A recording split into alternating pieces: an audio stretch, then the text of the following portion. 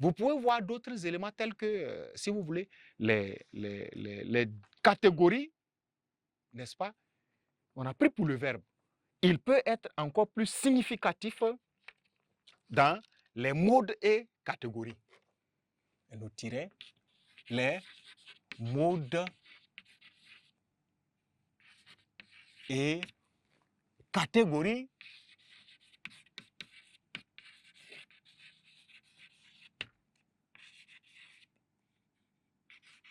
verbales. Les catégories verbales ou les modes de verbes, on va ainsi avec cela, les participes, etc. Pourquoi il y a voilà, une telle fréquence d'emploi voilà, des mots à l'indicatif, ou bien ce sont les infinitifs, les participes, etc., qui sont beaucoup dans un texte. Les participes, beaucoup est, voilà, au participe peut-être passé, il y a un mélange de tout ça. Un littéraire, quelqu'un qui est supposé en série A, peut s'en inspirer pour faire un texte à commenter, toujours dans le registre de lexique. Ça va y ressembler un peu, mais touchons l'élément lui-même, les champs lexicaux, n'est-ce pas? Les champs lexicaux. Voilà. Vous allez étudier un texte et puis vous rendre compte qu'il y a une prédominance de mots relatifs à la guerre dedans, une prédominance de mots relatifs à l'amour, une prédominance des mots relatifs à la magnificence de la femme ou de la nature, ou en tout cas un champ lexical quelconque, c'est-à-dire les mots. Alors, mais c'est pour pouvoir mettre également à contribution les champs sémantiques des mots. Et les champs sémantiques sont des éléments du sens. Quand vous étudiez le champ sémantique, n'est-ce pas, vous êtes dans la signification. Alors, les sens des mots, même si ça va rejoindre plus ou moins les sens ici des mots, les aspects de connotation et de notation, d'accord? Et ils vont dans deux sens, propres ou figurés. Mais ici, dans l'analyse des champs sémantiques, vous pouvez vous intéresser aux significations dominantes. Quels sont les sens qui reviennent le plus? Quel sens on donne à la femme dans ce texte? Peut-être l'humilité, l'amour, d'accord, la protection, la douceur, la tendresse, etc. Et vous allez voir, à tout moment où il y a homme employé, on va peut-être associer à d'autres sens, d'autres significations différentes totalement ou d'autres significations totalement différentes, n'est-ce pas, de celles qui ont été accordées, n'est-ce pas, à la femme. À la suite des champs sémantiques, vous pouvez prendre les accords. On tombe, n'est-ce pas, dans plus ou moins l'orthographe, les accords dans leurs particularités. Particularité. Voilà. N'est-ce pas? Absence ou présence. Voilà. Absence ou présence dans les accords. Un littéraire ne taxe pas de faute tout de suite une forme dans un texte, quand bien même qu'il peut avoir des fautes dans un texte.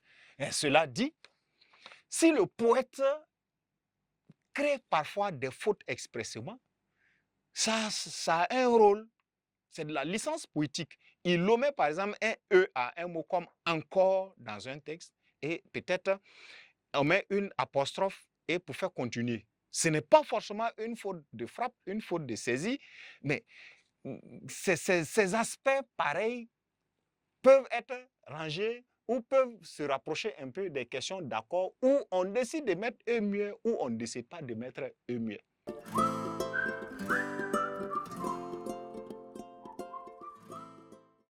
Si on parle d'un garçon dans un texte et que vous voyez les participes le concernant sont accordés au féminin, est-ce qu'il ne faut pas ouvrir? Quelle est la qualité de ce garçon-là? Peut-être que c'est une ironie pour le féminiser. C'est possible. Donc, on ne tombe pas tout de suite pour corriger un texte littéraire. Il faut creuser. regarder en profondeur l'absence des accords ou la présence de l'accord a-t-il une ou a-t-elle une valeur. C'est cela, n'est-ce pas, les aspects de particularité dans les différents accords. Les statistiques de certaines fautes ou de certains accords ou éléments, et même au niveau des catégories et modes, n'est-ce pas? Vous pouvez vous amuser à voir les statistiques. C'est possible. Également ici, pourquoi il y a une prédominance des verbes d'action, catégorie verbale? Ou bien pourquoi il y a une prédominance des verbes d'état dans ce texte? Ou bien pourquoi il y a une prédominance des verbes de perception, de ressenti, ou en tout cas, dans les modes, l'infinitif dépasse peut-être plus.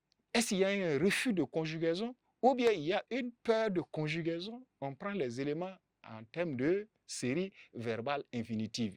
Tout ça, lorsque un commentateur ouvre les yeux, il peut, n'est-ce pas, avoir de quoi dire de façon efficace pour enrichir, n'est-ce pas, son commentaire. Il y a par la suite un aspect non moins important tel que les particularités morphologiques. Les particularités